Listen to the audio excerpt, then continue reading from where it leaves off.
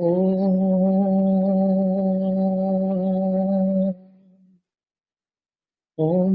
पूर्णमदः पूर्णमिदं पूर्णात् पूर्णमुदच्यते पूर्णस्य पूर्णमादाय पूर्णमेवावशिष्यते। ॐ शान्तिः शान्तिः शान्तिः। ॐ ईशावास्यमिदगं सर्वम् यत्किञ्च जगत्यां जगत् तेन त्यक्तेन भुञ्जीथा मा गृधः कस्य स्विद्धनम् कुर्वन्नेवेह कर्माणि जिजीविषेच्छतगं समाः। एवं त्वयि नान्यथेतोऽस्ति न कर्म लिप्यते नरे। असूर्या नाम ते लोका अन्धेन तमसावृताः तागंस्ते प्रेत्याभिगच्छन्ति ये केचात्महनो जनाः।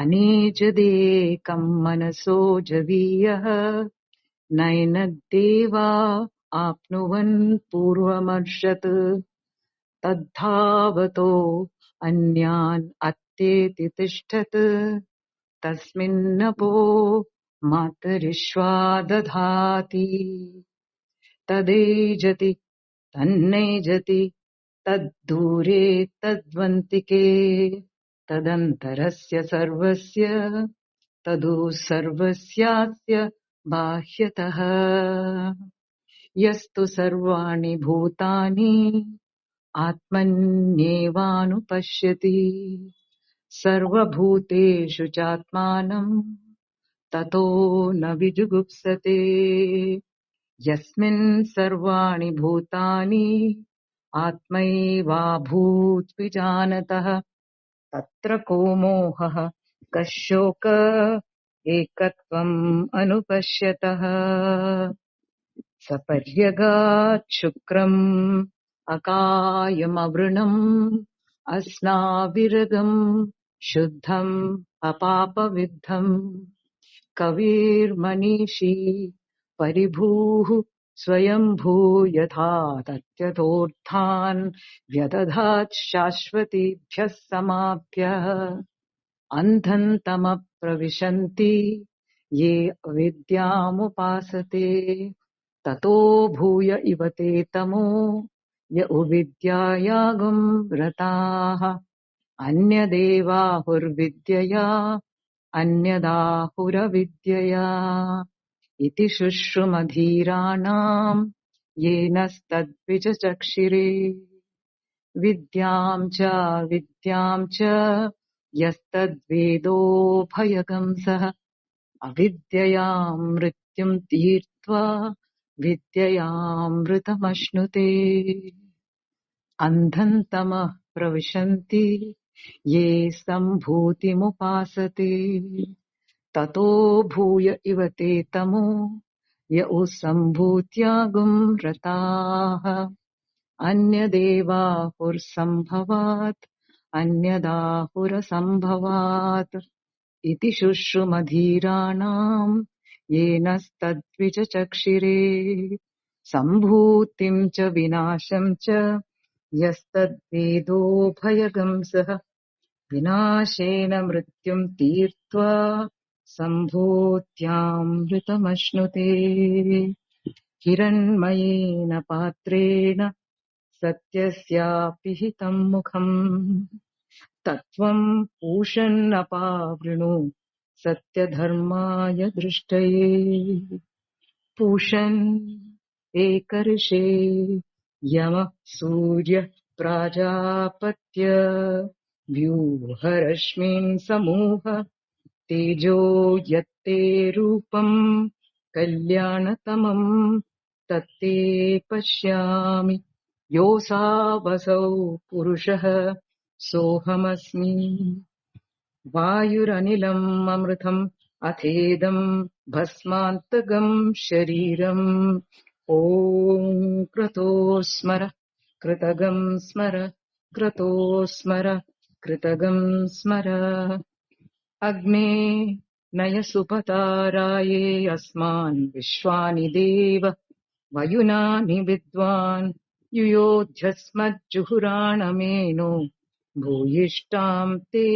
नम उक्तिम् विधेम भूयिष्ठाम् ते नम उक्तिम् विधेम ईशिताः सर्वभूतानाम् सर्वभूतमयश्च यः ईशावास्येन सम्बोध्यम् ईश्वरम् तम् नमाम्यहम् ईश्वरम् तम् नमाम्यहम् ॐ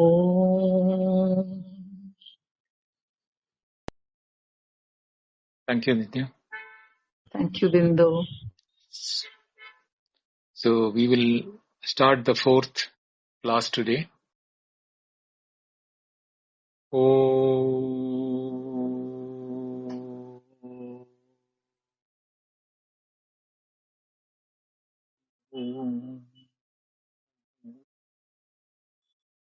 नमो ब्रह्मादिभ्यो ब्रह्म विद्या संप्रदाय कर्तृभ्यो वंश ऋषिभ्यो महद्भ्यो नमो गुरुभ्यः शङ्करम् शङ्कराचार्यम् केशवम् बादरायणम् सूत्रभाष्यकृतौ वन्दे भगवन्तौ पुनः पुनः सदाशिवसमारम्भाम् शङ्कराचार्यमध्यमाम् अस्मदाचार्यपर्यन्ताम् वन्दे गुरुपरम्पराम् श्रुतिस्मृतिपुराणानाम् आलयम् करुणालयम् नमामि भगवत्पाद शङ्करम् लोकशङ्करम् ईश्वरो गुरुरात्मेति मूर्तिवेदविभागिने व्योमवद्व्याप्तदेहाय दक्षिणामूर्तये नमः। ॐ श्री दक्षिणामूर्तये नमः। शान्तिमन्त्रम्।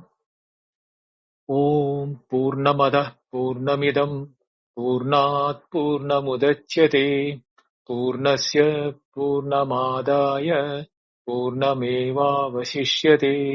ॐ शान्ति शान्ति शान्तिः। In the last class, we completed 3 verses, starting with Isavasyopanishad Sarvam, and described it, the third mantra. We saw that Atmahanaha, which are the people who are killing Atma, which is really having no birth or death, which is beyond birth and death. That Atma is being killed by wrong conception or wrong knowledge, avidya. So, in due to that, whether you are a ordinary human being or even you are a Brahmaloka Vasi or Hiranyagarbha, if you think that you have a birth and rebirth and you have to do karmas because of which you get punya, so you can go to the higher lokas, and kshine punye martilokam vishanti, after having completed the punyas or the effects of good karmas, you come back to this world of martyaloka, martilokam vishanti, the world of human beings, so that you can again do the Vedic injunction and karmas so that you get results of those karmas. And this cycle of metamorphosis of going to a higher world and coming back is in a way thinking yourself that you are the body and your karmas, you are the kartrutva, you are the karta, you are the bhokta, you are the doer and you are the enjoyer.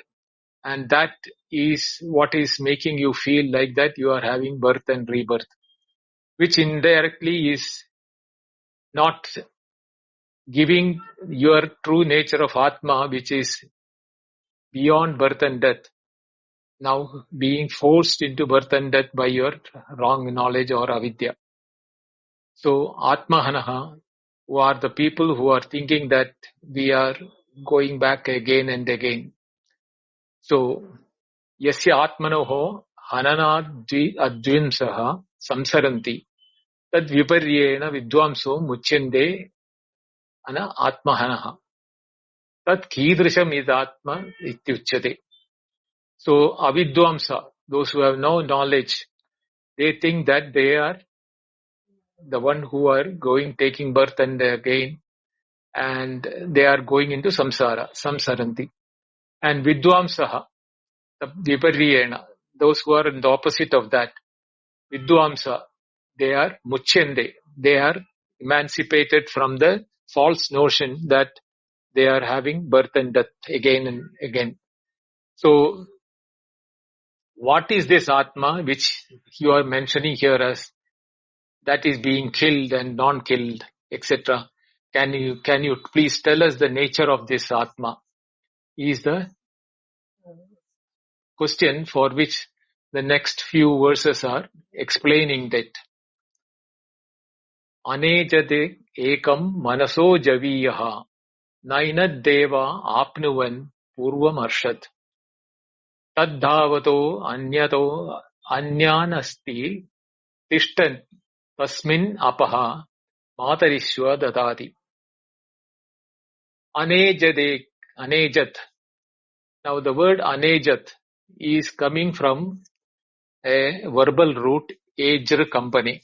Ejr means disturbing oneself from a static equilibrium.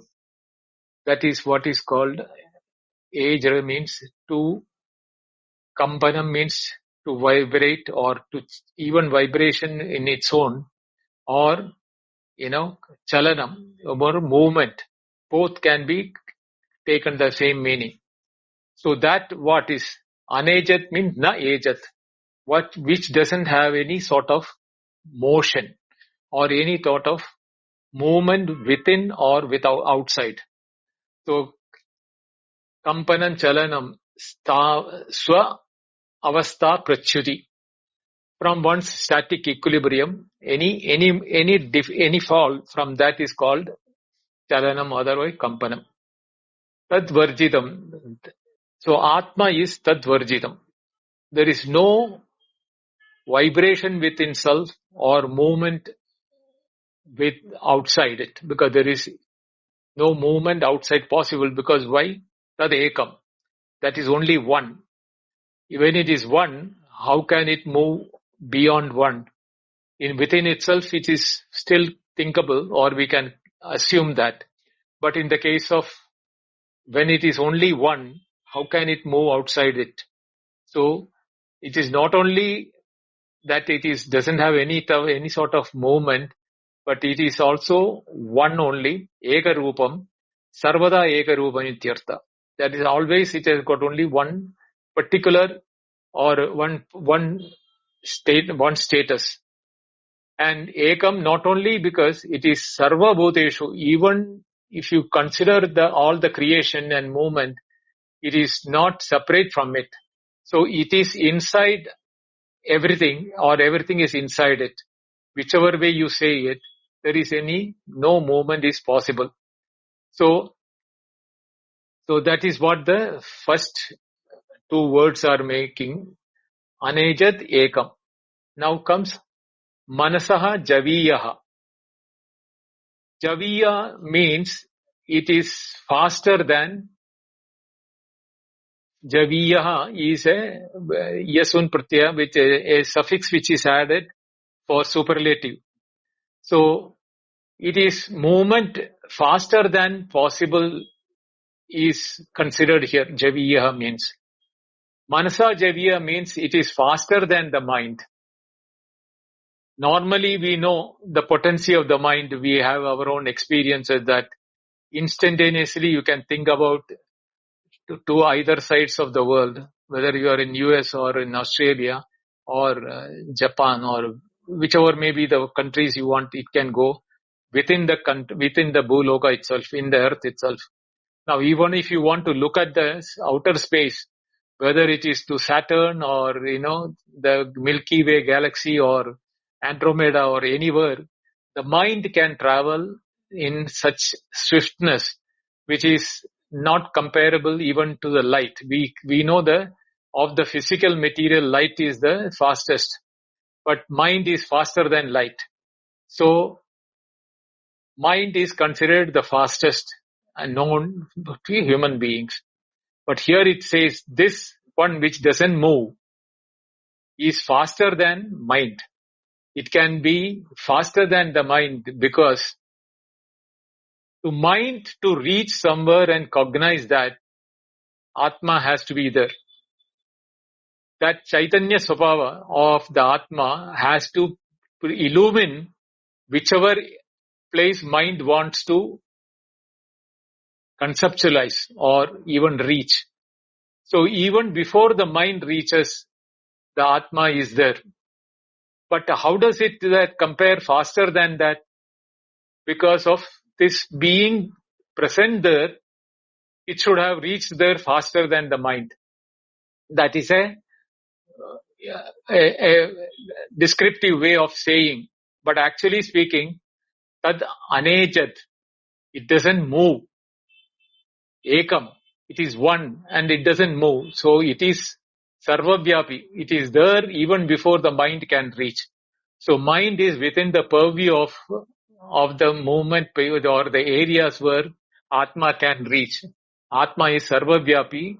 So mind has a limitation because it's a Vishayandam. It can only consider one object at a time. So even if it is considering the outer world, it can only consider one item, whereas Atma is sarvavyapi. It is present everywhere at all the time. Nainat Deva Apnuvan. Now here the word Deva is used in a special sense that Jyotana Deva. By illumining nature, they are called Devas. Here the illumining nature is taken for the sense organs or Indriyas. The eyes can illumine objects, therefore we are visualizing the objects. That is as per the Vedanta. It is not the scientific way of explaining. Scientific way, the light falls on the object, it comes, etc. Whereas here, the potency of the eye has to be there as an illuminator, therefore we see objects. The reason why Vedanta is taking this attitude is that even if light falls on an object and it falls onto our retina through the eyes, if the mind is not or allowing that illuminating power to the eyes, that object may not be seen or we may be oblivion to the object. Because the illuminating nature of the eye is mandatory for the light, even if it is falling up to the retina, to be cognized or perceived by human beings. Therefore, in the Vedanta, they call it as Jyotana Deva. So, their illuminating power is the reason why the Indriyas are able to conceive or perceive the world of objects outside. Same is the case with the ears. Even if somebody is calling, we don't hear it. Even though the sound wave has fallen into our eardrums and etc. All the prakriya or the procedure has happened, but we are not able to hear it because the Indriyas, the by nature of Jyotanath or illuminating nature of the Indriyas, if they do not function, then the sense organs are ineffective. So to show that Naina Deva Apnuvan. So here we should understand that the reaching, Apnuvan means to reach. Even the Indriyas are not able to reach because Indriyas need mind in between the Atma and the illuminating to correlate or concise or, to couple them together to make an experience complete. So, Purva Marshat means before, even in front of it, if the progress of that light from the Indriyas are reaching the objects, but they are not able to reach the place because the Atma is already there. Even though the illumination is taking place, Atma is able to be there. That is why the Indriyas are able to illumine the objects. Even though the mind is an intermediary function for the Indriyas to project it. So the Atma is using the mind to give the light of Atma, Swaprakasha, through the Indriyas to the object. But Atma is there in the objects also, because that is the nature of Atma in the object also as their own Atma. Any object you take, and every object has an Atma. So there is no difference between our Atma and the viewer's Atma and the object's Atma. But due to the false notion that we are individuals, the mind and in the sense organs play a role and think that they are the one which is seeing the object, or they are the one which is illuminating the object or making the perception complete. But the Upanishad says, Purva Marshat, even before this happens, Atma is present everywhere. So there is the nature of Atma is being explained in different ways so that we can get a idea about Atma. At the same time, it also tells us what is the wrong notions we are having. Now, when we see an object, we are seeing the description of the object as Nama Rupa. We do not see the Atma Tattva or Swarupa of an object, just as we are not able to see our own Atma Tattva. We are able to see up to the body and the mind. But to the Atma, we cannot see ourselves or Atma, but we can only know that we are Atma from the experience of that Aham. But what happens is, in the case of an object, even though the same Aham, Atma, is present as Aham in the object, we are not able to perceive it because we are trying to use our Indriyas to see the Atma. Now the Atma is description-wise Alakshanam, Avikaram, Achintaniyam, Avyavaharyam. All those things which we studied in Mandukya very clearly says that even though Atma is present in every object, we cannot see Atma because Atma is not seeable. It is not an object of perception.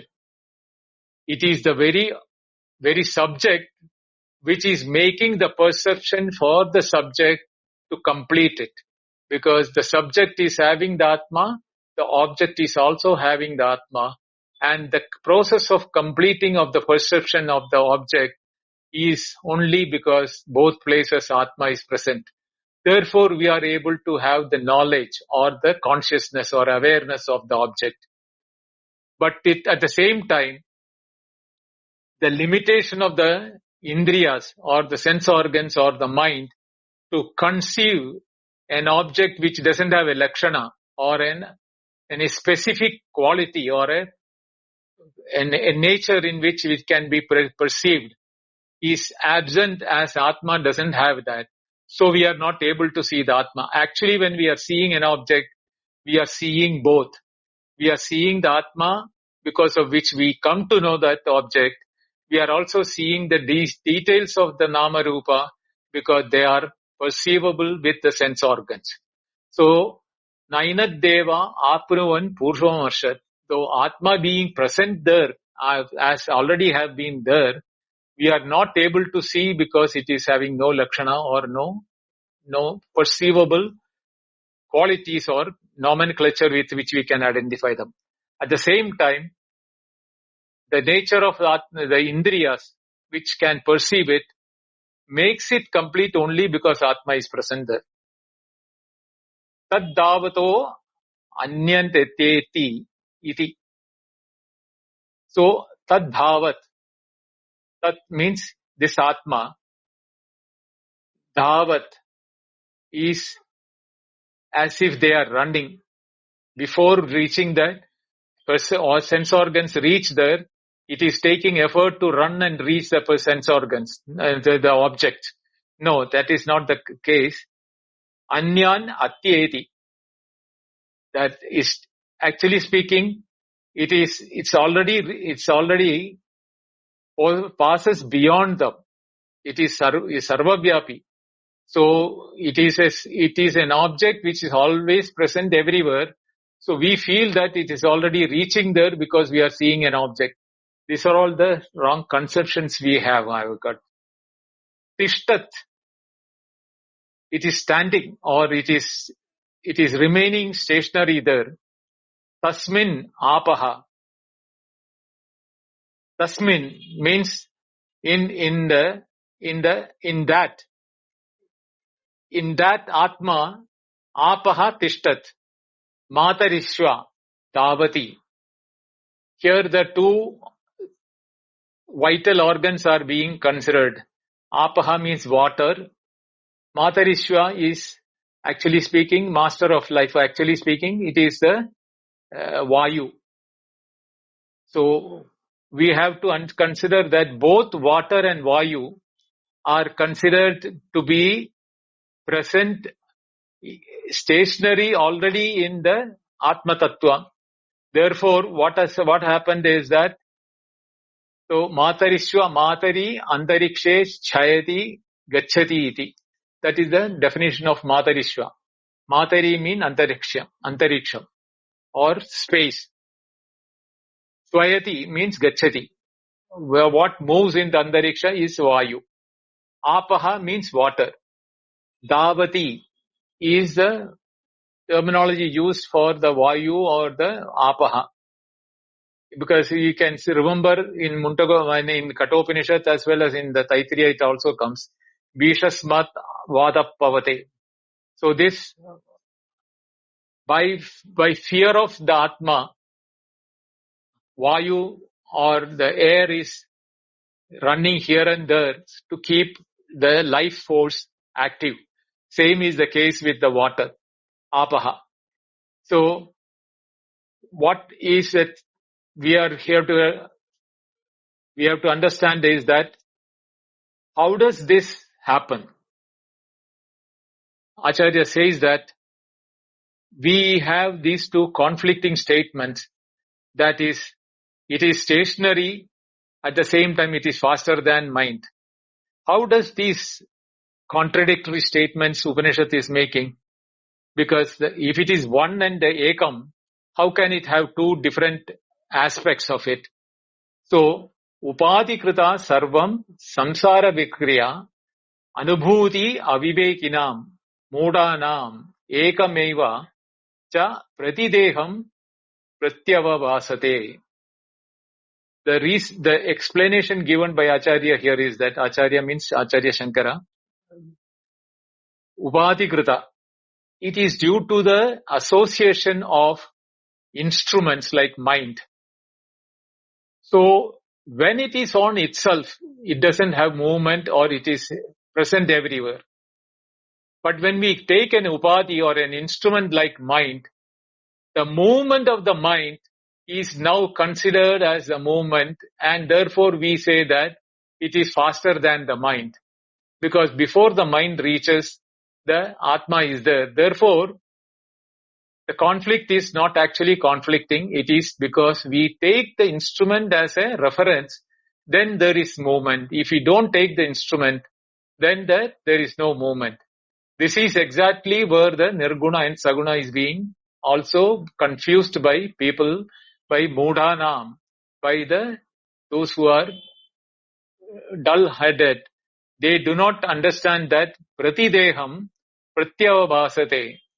That Pratideham means it's not only human body, every Saguna form is because due to the association of the instrument. Now, if you take out the instrument's qualities of it, as I told you, when we see an object, we see the description of the object, the Nama and the Rupa. Whether it is the Nama, Rupa of Indra, Hiranyagarbha, Vishnu, or animals, human beings, anything object that inanimate, Stavara Jangama, which are stationary like rocks and mountains. Jangama means movements like animals, human beings, water, etc., Vayu, etc. All of them we attribute movement due to the instruments into which they are associated. So there is a movement for them, or there is a Saguna Rupam for them. Actually, the Saguna Rupam is depending upon the Nirguna Rupa of the Atma present in all of them. In all of them there is Atma present or Brahman present. Because it is alakshana or without any lakshana, we are not able to see them or perceive them. So the saguna is now taken and say that nirguna and is different, saguna is different. Actually, there is no difference between nirguna and saguna. The nirguna is the substratum or the very basis of very atma of everything. Sarvatma. Sarvatma is the word used in the Upanishads. So the Sarvatma is Sarvanam Atma. It is the Atma of everything. Even the Saguna's Atma is Atma only, same Atma. Therefore, there is no difference between the Nirguna and Saguna when you take it in the Saguna is the perception of by the instruments of our Indriyas and mind, whereas Nirguna cannot be perceived. Therefore, even if it is present, we are not able to cognize it or give any attribution to that. This is how the mantra, third mantra is, I think. Na mantranam jamita asti purva mantrokta artham punaraha. Now, since the Vedic mantras are untiring in their emphasis, the idea imparted by the previous verse is repeated again. Normally in the Shastra, there is a defect when the master repeats again the same words. But in Advaita or in the Vedanta or Vedic mantras, punarukti is the word used by the Sanskrit term. Punaha ukti means to repeat again. So repetition of the same theme or same mantra or same meaning to drive in a point by the Vedic mantras is not considered a default. So here the Isavasyopanishad repeats what has been told in the third mantra again in the fourth mantra with slight variation so that we get to drive some more clarity into the nature of Atma, because that is where the third mantra started. So the nature of Atma is repeated again in the fourth mantra.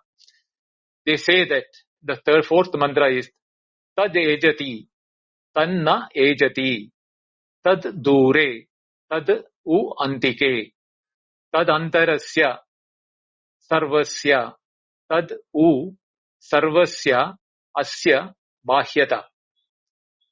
Now, tad ejati, the same word, na anejat, that is exactly that verb is used here. Tad means tad atma, which we are referring to in these two verses. Ejati means it moves, it vibrates, or it has a displacement from its static equilibrium. Tad na ejati. At the same time, it does not move. Tad moves not. Tad dure, it is farthest. Tad tu antike, that is the innermost. It is farthest, farther of the farthest and inner of the innermost. Tad andarasya sarvasya. It is inner of the inner sarvasya. Here sarvasya is everything perceivable. Sarvasya andarasya. Tadu sarvasya asya bahyata. At the same time, it is external to everything also. Now here is the very conflicting statements or contradictory words used for Atma because of the different aspects which we spoke in the earlier one, were Upadhi Kritam or without Upadhi. When you associate with Upadhi, without associate Upadhi. So what does it say? Atma Tattvam etat pragatam ejati chalati tadeva na ejati swato na chalati. Swata achalameva sat chalati eva ityartaha. Swayam swataha achalameva. By nature itself, it is immovable because there is no other place other than itself for it to move. So for movement, you need area or place other than itself. Now space doesn't move itself outside space. it cannot move outside because space is occupying everywhere. So you cannot say space is moving without, and it is because it cannot move anywhere else. The tanna tad ejati, but it is moving, we say that. For example, if we take a pot space and we move the pot, we presume that the pot space is moved, because if it has been water, the water is also occupying the space of the space inside the pot. So when we move the pot, we are moving the water also along with the pot. So we think that when we are moving a pot, we are moving the space along with the pot. But actually speaking, the water is moving, not the space of the water. The water is moving inside the space, but it is not moving the space using the water. The space cannot be moved. So that is why it is moving at the same time it is not moving. For us, it appears it is moving. So even though it is swayam achalam eva, it is not moving anywhere because it is not having anywhere to move. Sat chalati ityartaha. It chalati, it moves iti. This is the meaning. Kincha, why? Tad dhure varsha kodi sateirapi vidusham aprapyavat dhure iva. Varsha koti satairapi. By millions of years, it appears to be farthest for the people who are avidusha, who are dull-witted, or those who are not able to grasp the nature of Atma. For them, it will say, it is too difficult to understand. It is beyond my head. It goes above my head. I am not able to understand it. So, dure, tad antike. So that is being explained. So it is considered to be the farthest for the people who are finding it difficult to understand where it is or how to grasp this Atma Tattva as it is being explained by the Upanishads. Aprapya iva. It cannot be attained at all. Satagodi, by hundreds of millions of years. Even if they try it, they are not able to grasp it. Andike, tad andike, atyandameva vidusham. For those vidusham, those who are able to grasp it, those who are having the perfect chitta shuddhi or the clarity in the mind, atyandam samipa. It is the innermost. Nothing can be more inner than one's own self, because their own nature it is. That yet sakshat aparokshat Brahma is the Upanishad word in the Brihadaranya. There can be nothing more aparoksha, more immediate than yourself, because there is distance. Even if you take your mind, a mind is a bit of a distance far away from Atma. That is why we are able to perceive the mind. We are able to cognize the mind and the thoughts and the emotions of the mind, because mind is away from Atma. But Atma in itself is so near, or it is the innermost, or sakshat aparokshat. It is the most immediate thing which one can think about for the vidusham, for the people with the chitta shuddhi, for they understand this is that their nature. They don't have to look anywhere outside. Atmatvat na kevalam dure antigecha. Because being Atma, or the nature of one's own self, it is not dure, it is not farther away, it is antigecha, it is the innermost ever. Tad andarasya abhyantaraha asya sarvasya ya atma sarvantaraha iti shrutehe. Ya atma sarvantaraha. The Shruti Vakyam, that the Upanishad Brihadaranya says that this Atma sarvantaraha. This Atma is the innermost of everything. Whatever you think outside, sarvam khalu idam brahma. So everything is Atma, Brahma. So ya Atma sarvantaraha. It is the innermost of everything.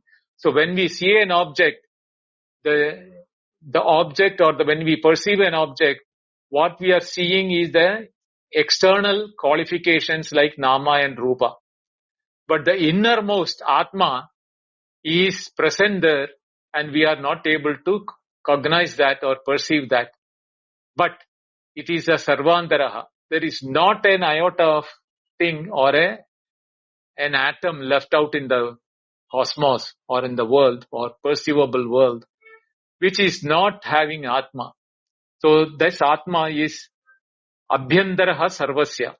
It is the innermost of everything. It is Shrutehe.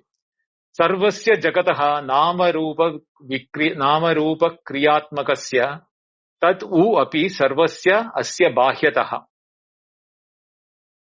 This nature of innermost Atma is not restricted to the innermost aspect of it.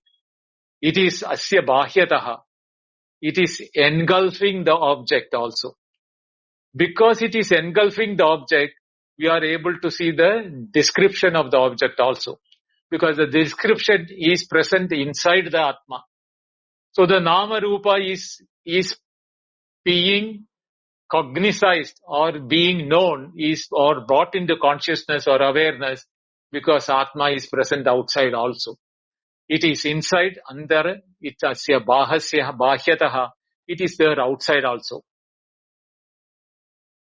Vyabitvad akashavat tan akashavan asya sukshmatvad antatha prajnana ghana yeva. Now prajnana ghana, like the prajnana or the thick consciousness or the ghana means that object which is 100%.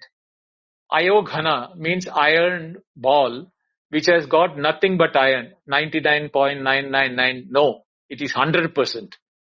Same way gold, we say 99.999% purity. No, gold is 100%. Same way, here Prajnana Ghana means it is consciousness, mass of consciousness. That mass of consciousness is the nature of objects also, of the individual also. There is nothing outside consciousness or nothing inside consciousness which is other than consciousness. Therefore, it is Ghana and it is also Prajnana Ghana outside also. So inside, outside is possible where there is two things. Now there is only one thing, Egam, Tad Dure, Tad Dvandige, Anejat, Tad Ekam.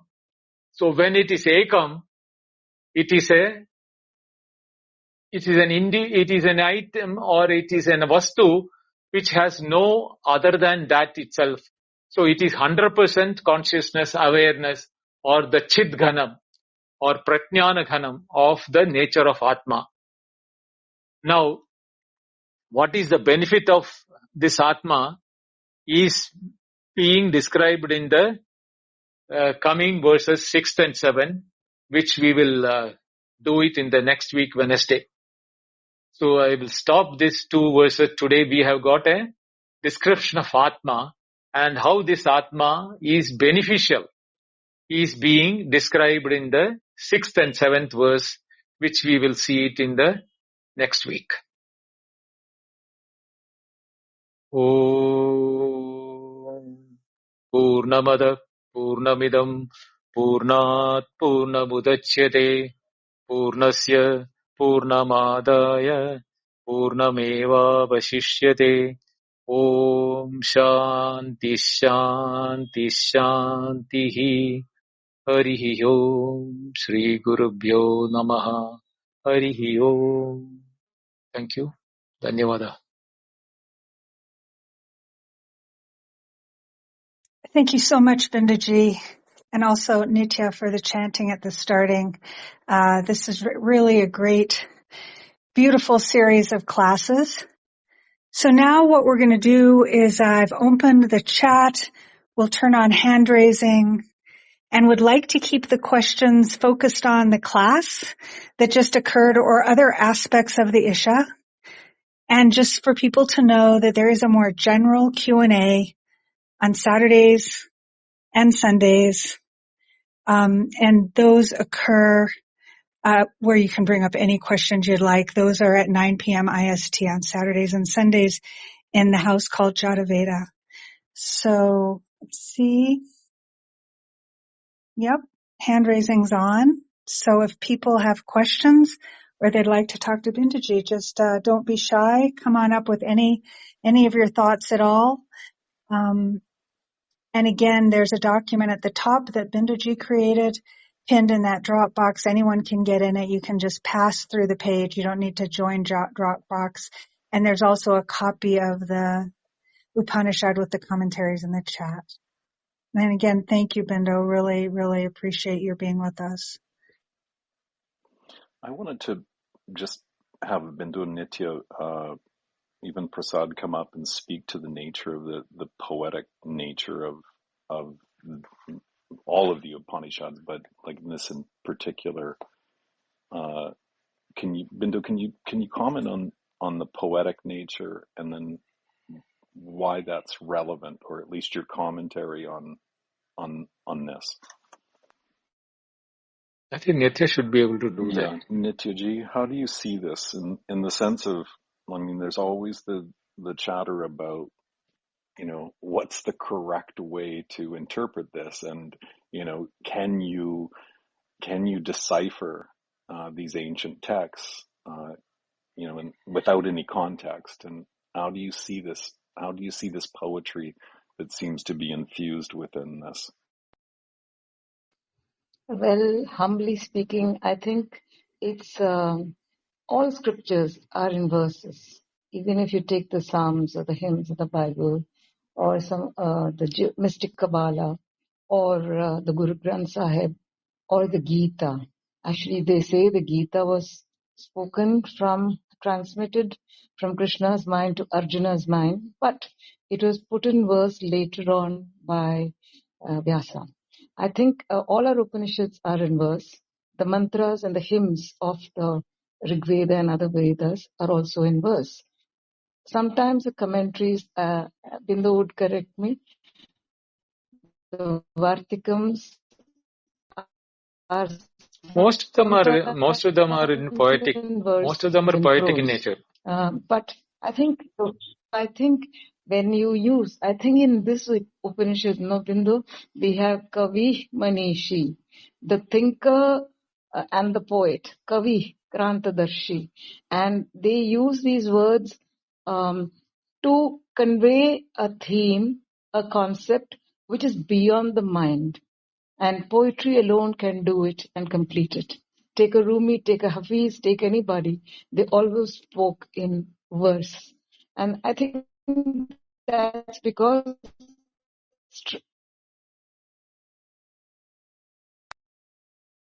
And Nitya is in a place where frequent rains are disturbing the, the mobile signals.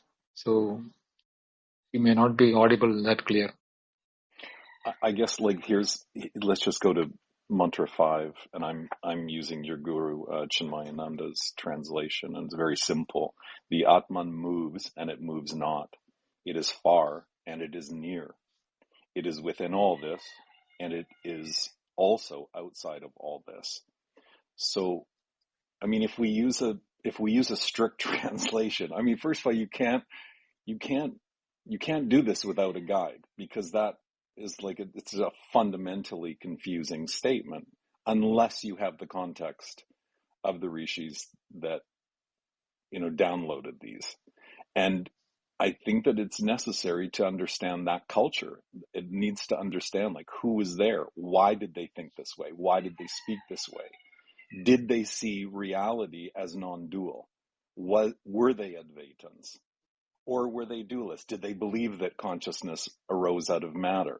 If they didn't, then it's really straightforward, it seems.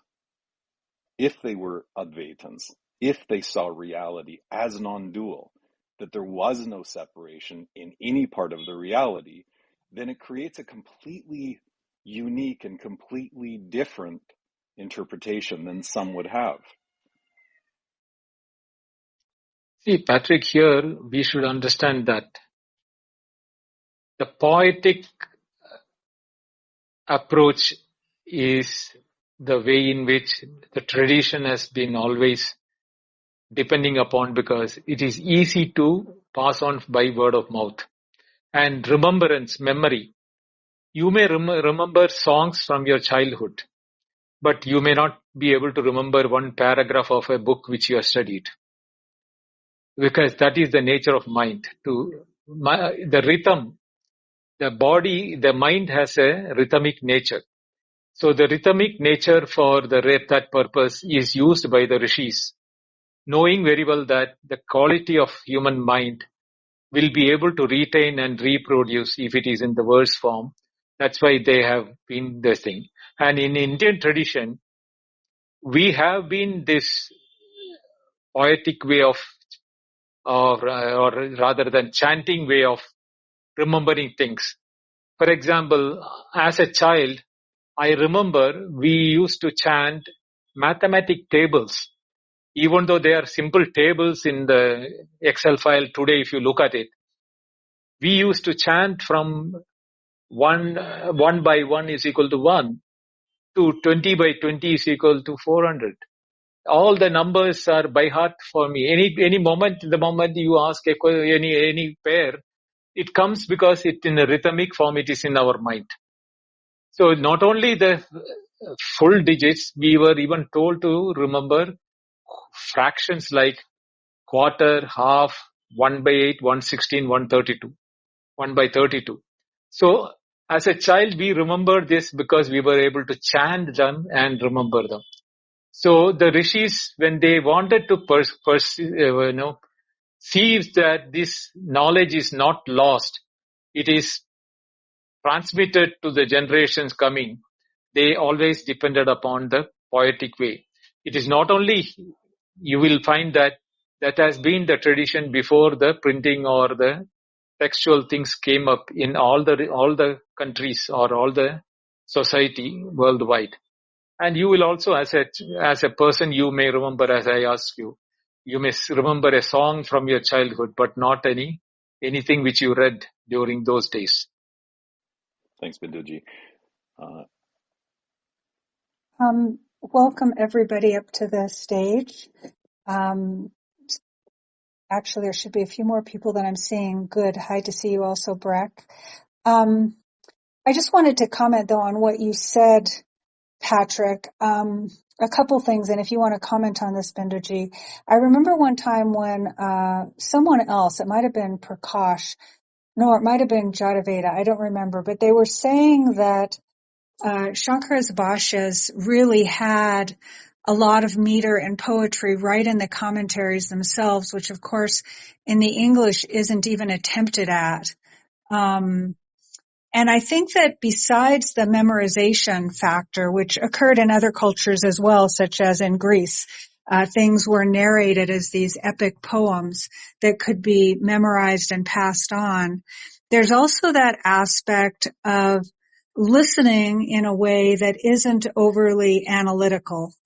And the other thought that came to mind that neither of you mentioned was, there have been a few times recently, Binduji, when you've talked about that there is a need to quieten the mind and to have that really, I'll just call it empty mind, in which you've talked about the need to have that, but I would say, it's in that space that the understanding of what these things are really saying comes forward, for me anyway. And it's also where, my own nididhyasana and revelation comes, is in that quiet.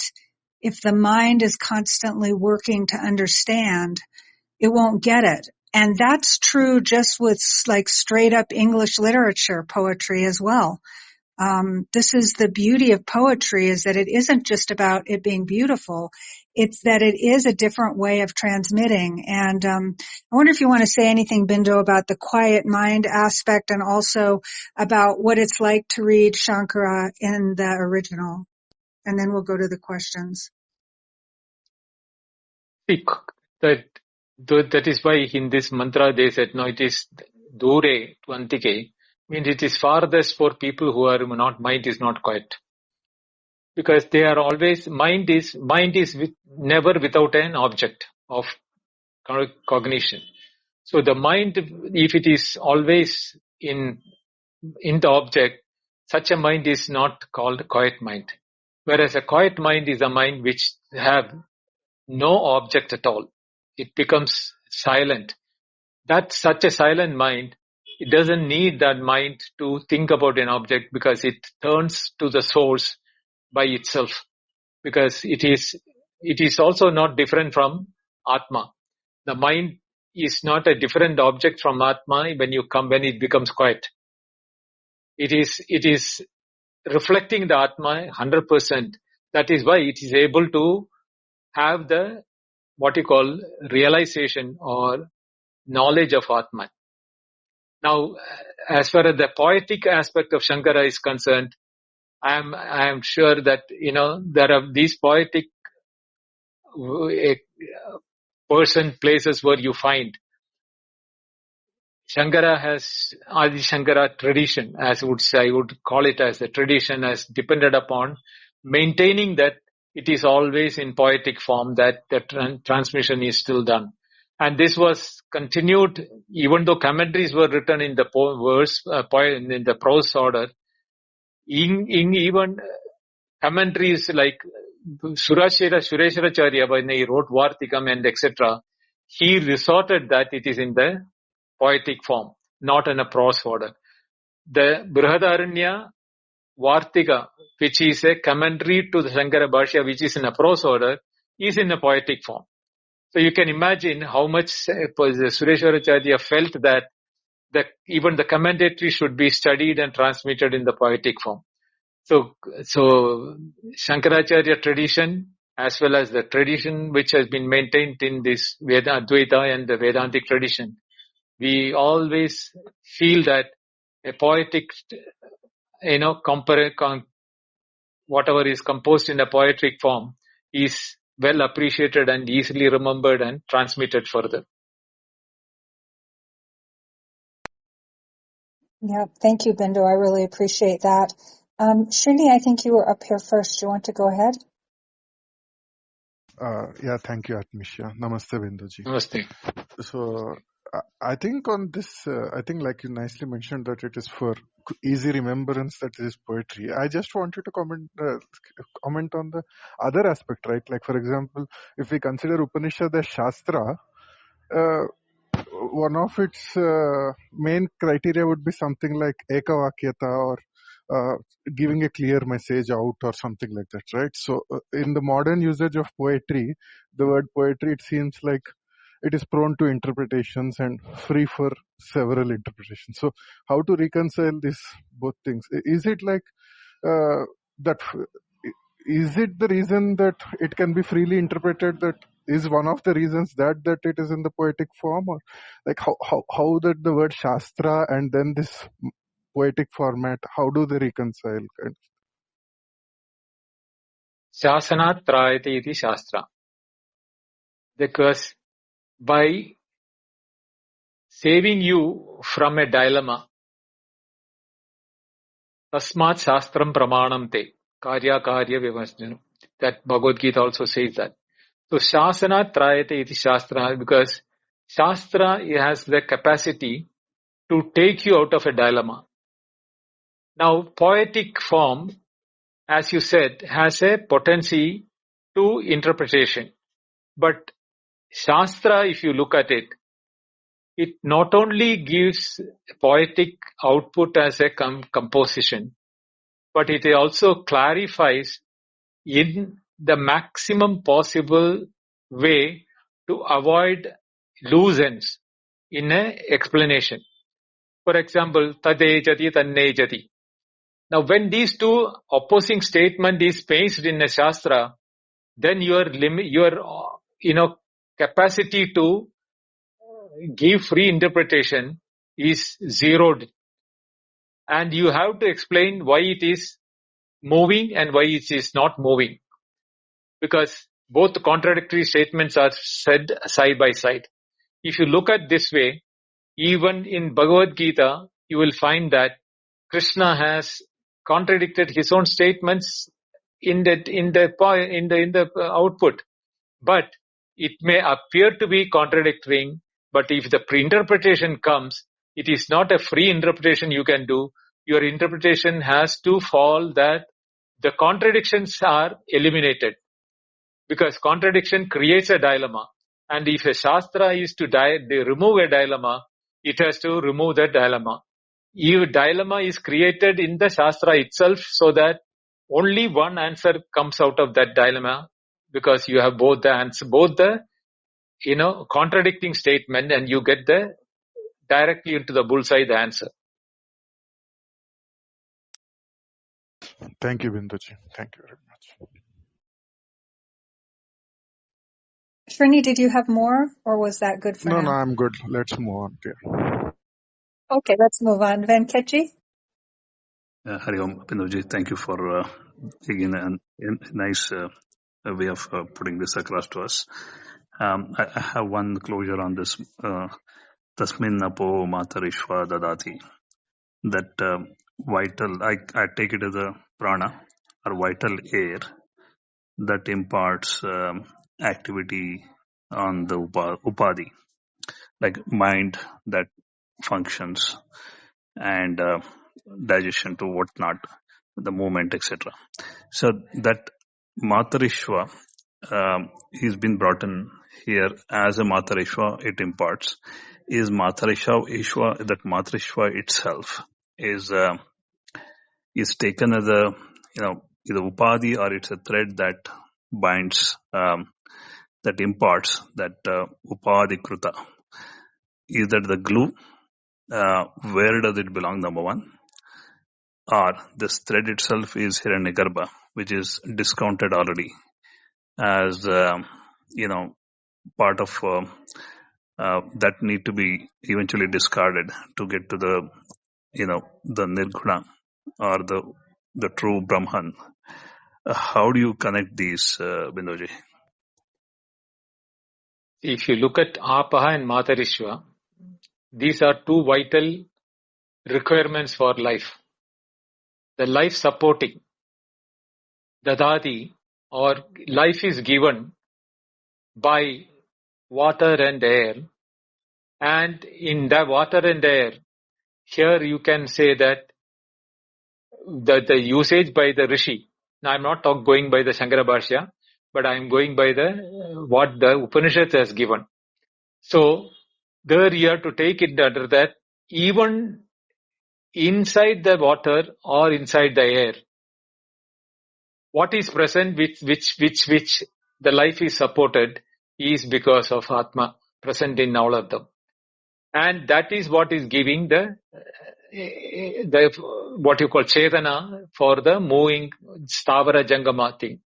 So when you consider these two aspects, it is not that we are considering the Hiranyagarbha aspect of alone, but we are taking that it is, if you take Stavara and Jangama, in the Stavara, you don't need life supporting air and water, but in the moving things like animals, birds, all those things, there is this life supporting elements of water and air, which is supported by Atma.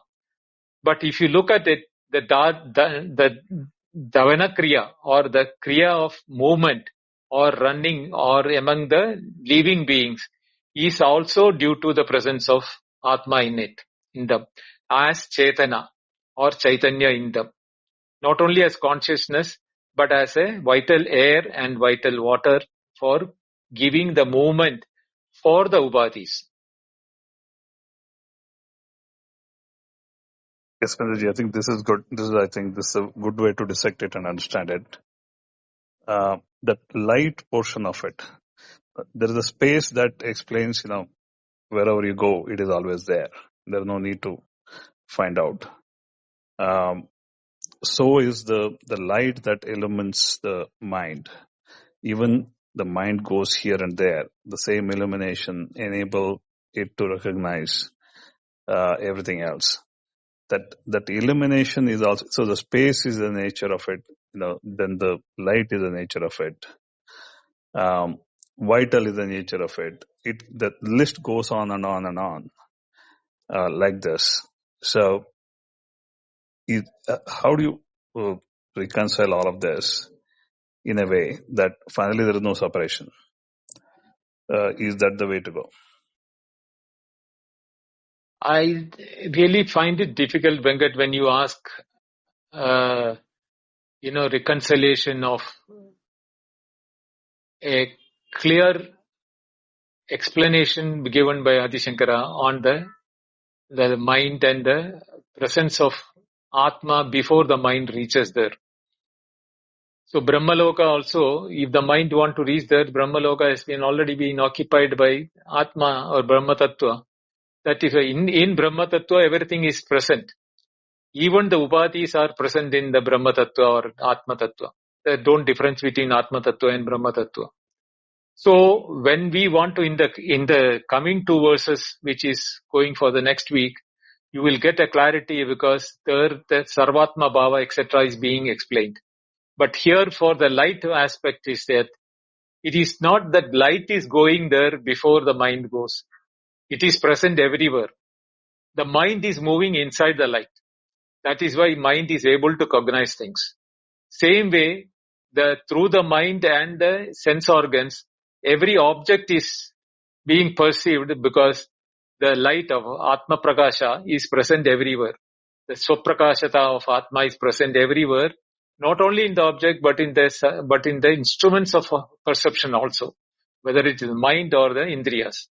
So there is no way you can bifurcate or say that there is a movement of them. The movement is attributed when you look into the instruments which is perceiving that there is a movement. Actually speaking, there is no movement at all for the Chaitanya or Atma Tattva or the light Swaprakashata. We are thinking the mind is moving, but actually speaking, the mind is not moving. Mind is able to cognize things because Atma is present everywhere. Mind is not going everywhere.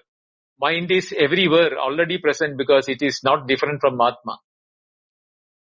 And therefore the Atma is present everywhere, our mind is also able to cognize things.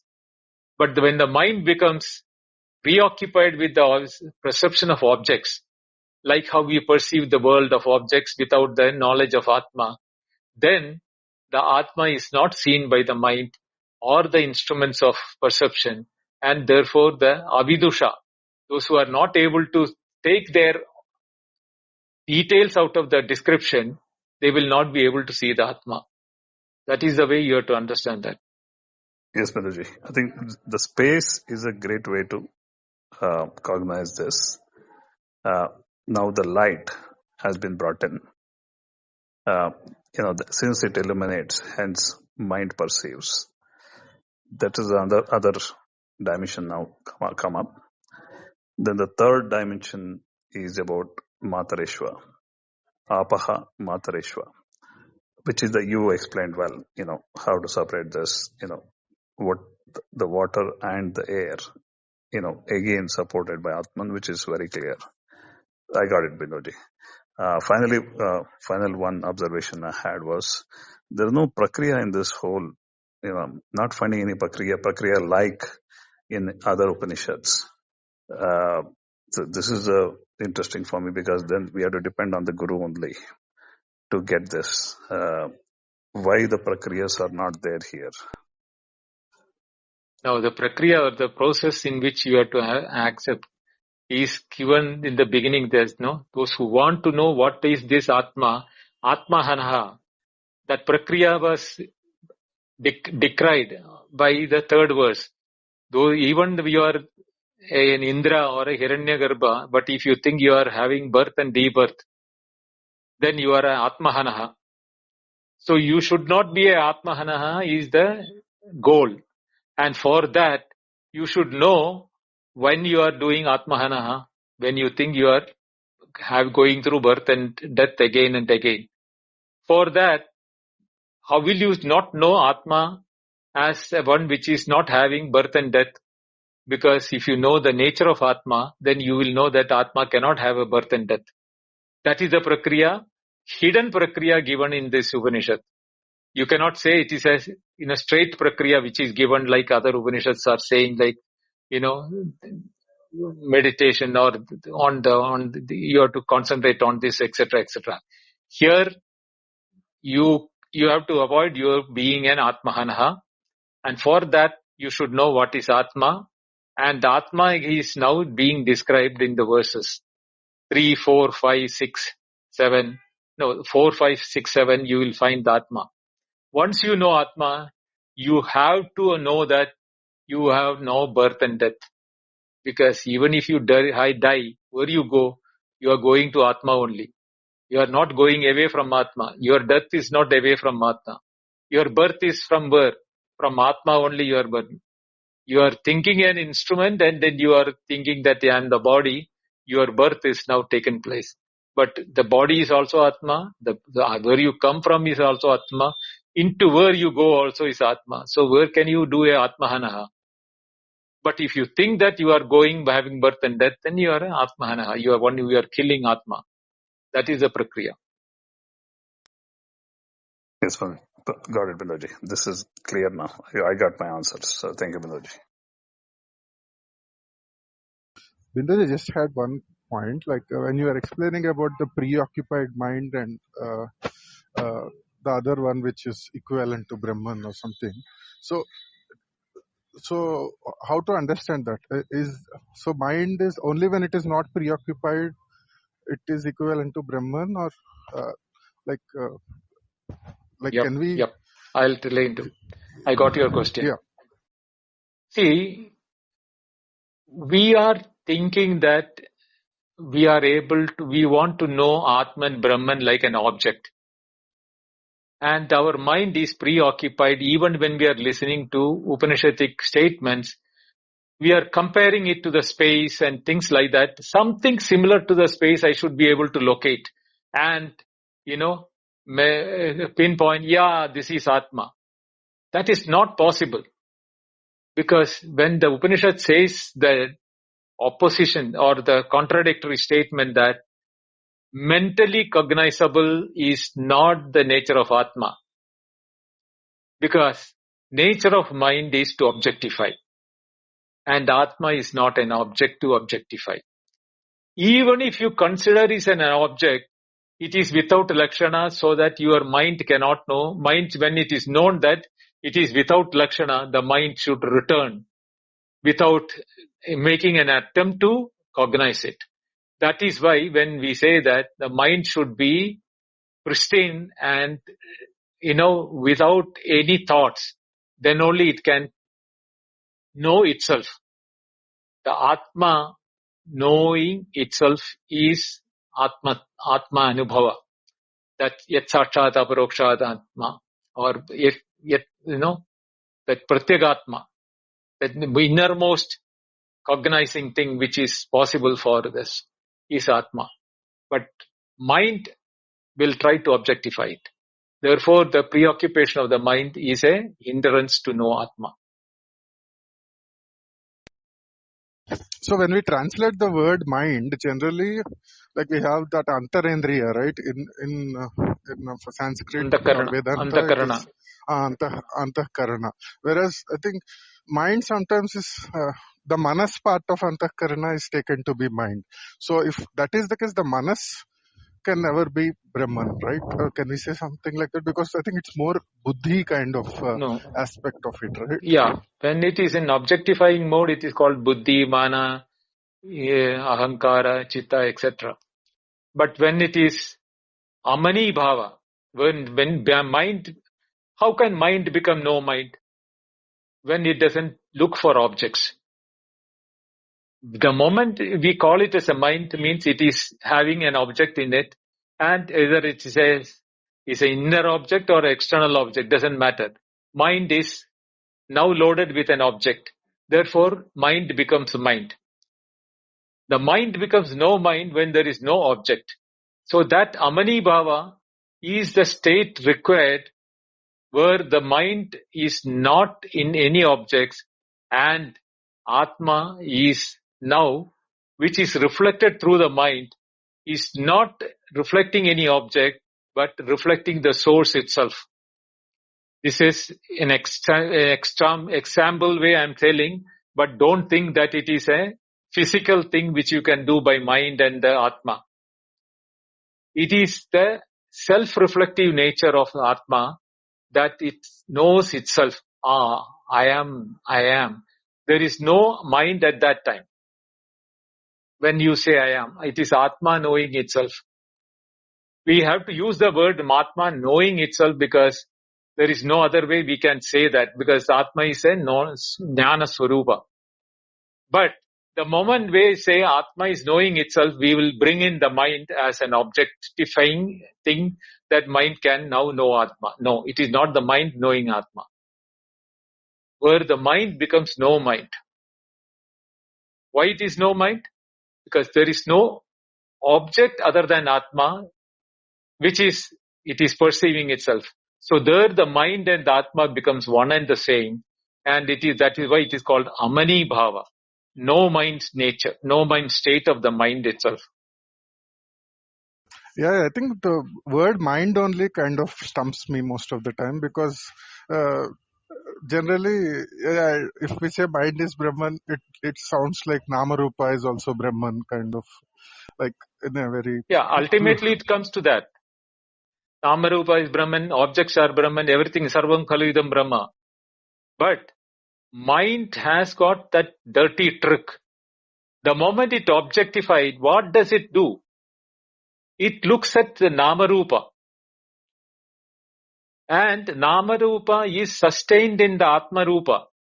That cannot be perceived because Atmarupa is alakshana, without lakshana.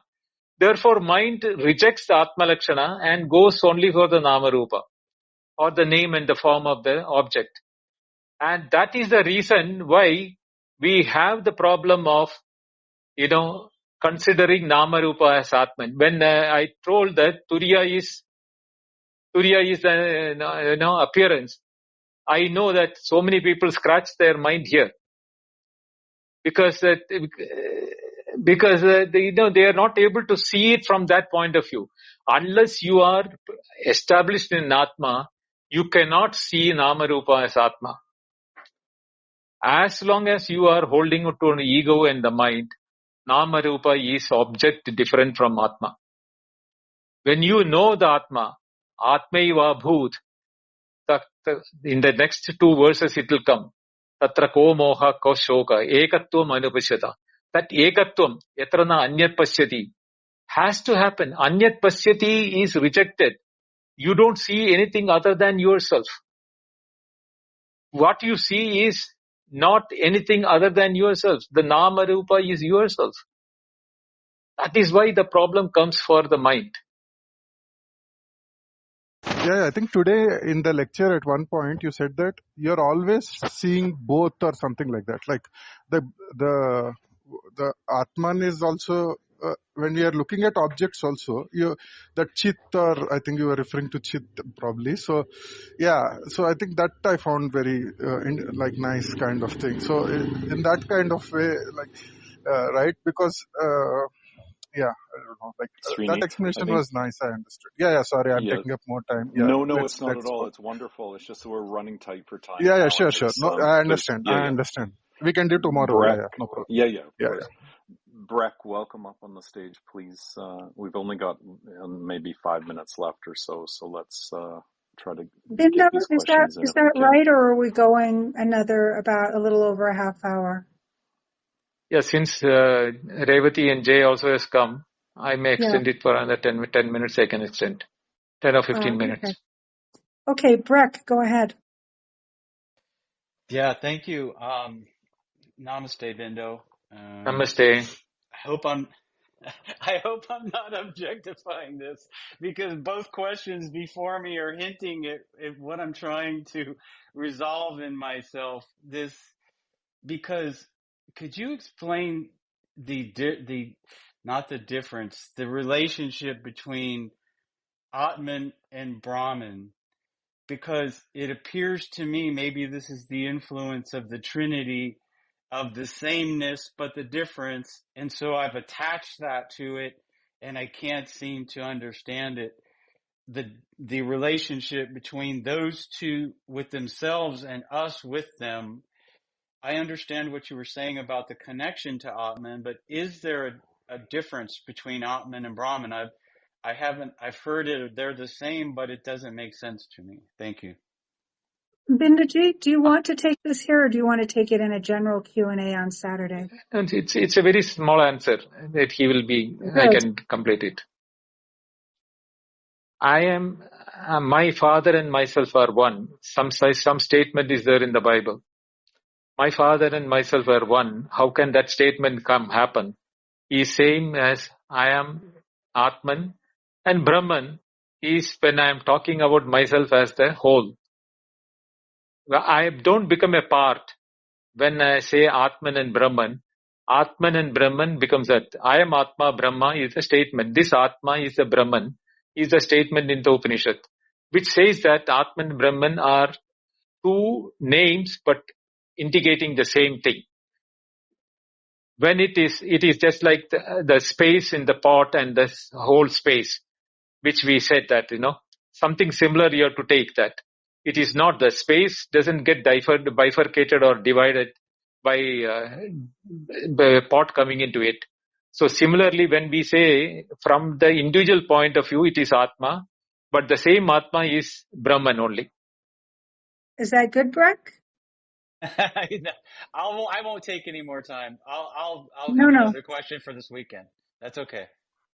Okay, and just so everyone knows, we're trying to keep the questions on the Isha, and I did close hand raising so that we can wind down in respect of Bindo's time. So let's just continue. Ravati?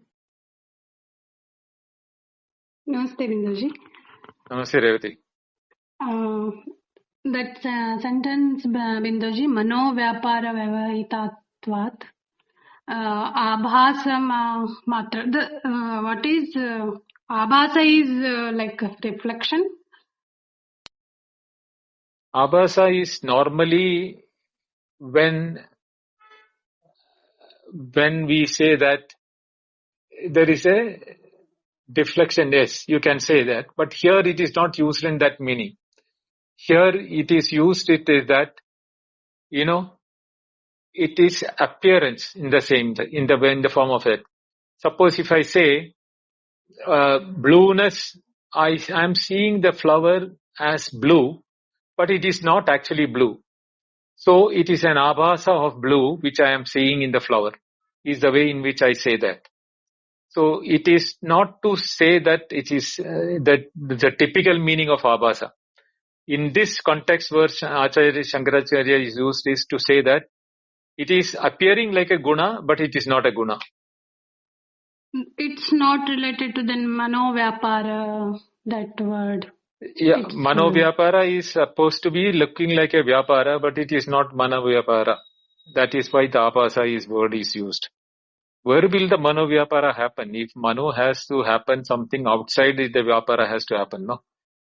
But everything is within Brahman, so how the vyapara is appearing to be happening. That is why the word appearance has got so much of meaning in the explanations. Yes, Binduji. Welcome, Jay. Thank you. Bindoji, a few minutes ago, you said Atma is self-reflective nature. Actually, my current understanding is that if you draw a Venn diagram with two circles, the Atma, or at least the mind with whatever four components of it, none of those components can understand Atma. So I thought with our mind we cannot go anywhere. The only thing at maximum mind can do is do its social job and shut up, stay in stillness and stay in silence. But then you gave this beautiful hint that this Atma is that thing which knows itself. It is like self-reflective is the word you used. So my question is then how does now if it is timeless, self-reflective, it always knows itself timelessly. But then how will a mind, or even whether it is Ramana, Ramakrishna Paramahamsa, Nisargadatta Maharaj's mind, like they just took a back seat and accepted, this Atma, this single universe is what is running this whole show. Like gold, it is what is everything is made up of. Like, how does this understand happens to this mind, and mind shuts up? Because the Atma itself in reflective, it was always like that. It knows it's only running the show. It is okay. But this mind, how does this get convinced, or how, when the Atma sees it is, so I'm not understanding like how. Okay, I'll explain. Yeah, thank you. I'll explain. See, this is why I said, mind is seeing Atma everywhere, actually speaking. You are right now, whatever you are seeing is Atma or Brahman only.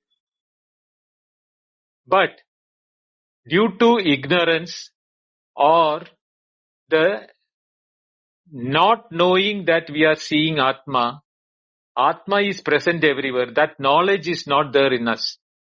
So we see that everything is separate from us. The objects are separate from us. The information is separate from us. Everything from mind to the world of objects outside is seen as separate, because the mind is not able to see Atma in everything. That mind will keep on. This is what I was explaining to Srinivasan. The mind is occupied with the preoccupation of seeing the details of the object and not the Atma. At the same time, mind, when seeing the object, is not able to segregate Atma in the objects, because there is no possible way you can segregate. Can you segregate the space? No. We are seeing objects in space, but do we see the space in the objects? We do not see. Even space is within Atma or Brahman. Therefore, we are not able to see the Atman, Brahman, everything. So, even though it is self-reflecting or looking at itself, it is not able to see. The moment you use the mind through it, you have to shut down your mind. Then only you will know it is yourself. That is why the Amani Bhava or no mind state is important for knowing yourself. Because that is the only time when Atma will know itself. The moment your mind is in function, it will look for other than Atma.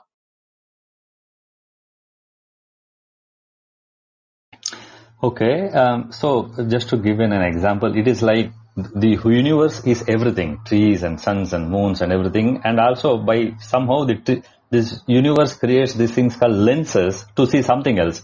But each of those lenses and Microsofts believe that I am a separate entity, I exist, and the world should behave only this way, and all those things, and then it gets internal fight and it solidifies itself, and society also brainwashes everybody. Like every lens tells every other lens, hey, you are real, I'm real, I'm expecting. So this illusionary world has created, and then we get into trouble. Is that the point of view of the minds? See, the thing is that we should understand truth cannot coexist. That truth is only one, that which doesn't change itself. If there are something else other than that, and saying that I am also truth, then both truth cannot be the same truth. It has to be a different one. What happens in the case of the world is appearing to be there, but at the same time it is Atma or Brahman. How is it possible in the world when Atma Brahman is the truth, world is appearing and the world is there and it is also Atma and Brahman?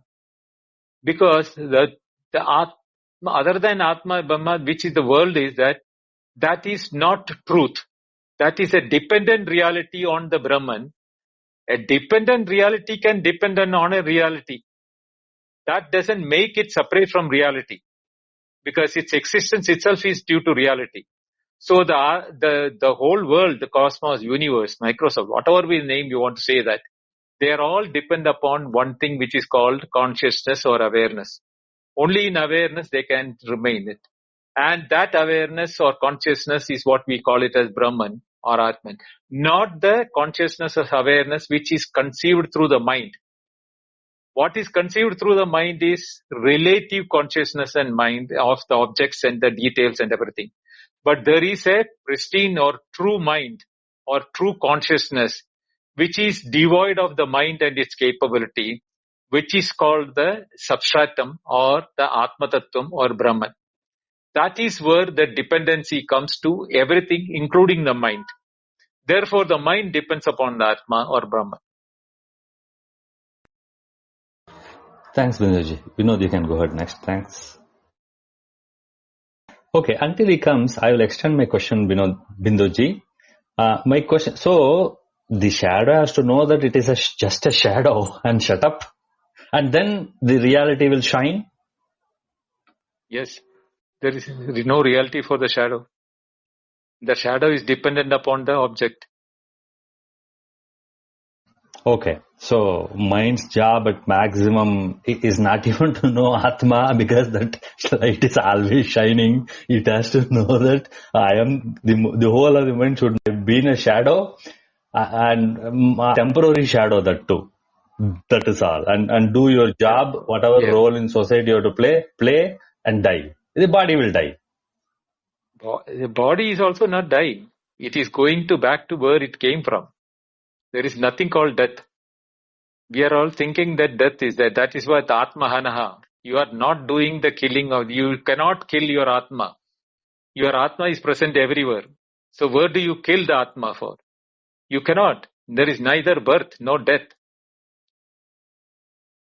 Everything what you are saying, seeing is what coming from somewhere, it is going back to the same place. Same way, everything is coming from Brahman or Atman, appearing from Brahman or Atman, going back to the Brahman or Atman. What is the difference in it? Appearance can come in the substratum. It doesn't change from the substratum, or the appearance is not separate from Atman or Brahman or the substratum. So the one who knows that, he has understood everything, he becomes quiet, because he has nothing to ask for, because every question will answer said that everything is Brahman. The moment you have something feel that you are different, then your questions can come. The person who has understood or who has realized Atman, he has no questions.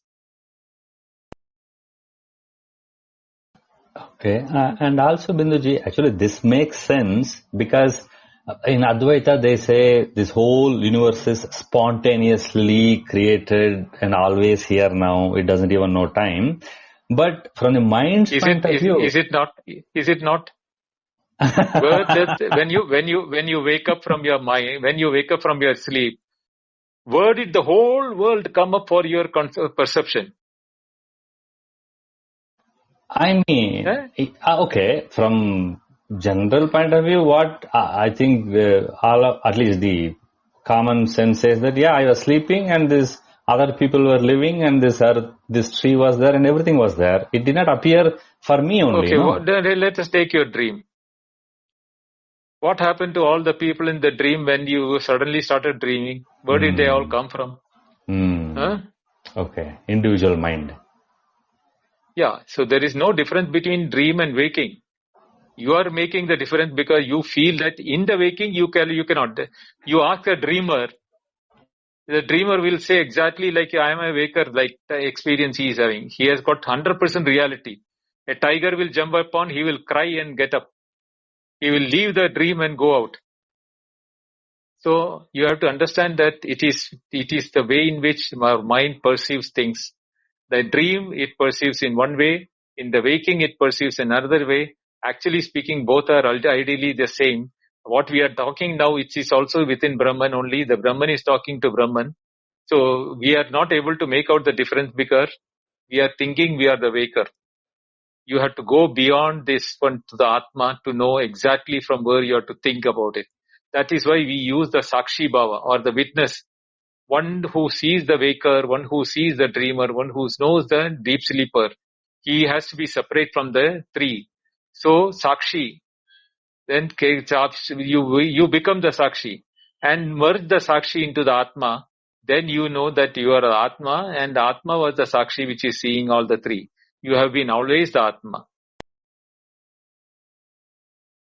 Vinoji, do you want to give it a try again? Yeah. Yeah. So, Binduji, just as we say mind has this capability to create objects, not capability, it habitually does that. Like that, we actually have to say Brahman has certain properties. Like it can become a flower or it can kind of create a No, dream like that. no Can we properties. say it or not like that? I'm asking. We cannot say properties in Atma. So Or then, Brahman has no properties, no guna, nirgunaha. no, its nature is that way, but it has fundamentally that capability. Because the question always arises because when the word is there in front, where did it come from? And you of course said that Brahman is that word. Okay. So then simultaneously Nirguna as well as the Saguna, how to appreciate that? Meaning, It is not different. is it If like, you moment that you separate it out, the flower separate from knowledge, then you are separating the flower. The flower has no existential reality for other than knowledge. In the knowledge, the flower comes up. Right? no, but among so many different things which can come, if there is only a flower that comes at any point of time, Anything what you say, that means Vinod. there is a selectivity, right? So then there is an entity which selects. No, there is no selectivity. The selectivity is creation out of ignorance. If you see the ignorance, keep the No, ignorance, then then the question selectivity is and ignorance is multiplicity to will come. who?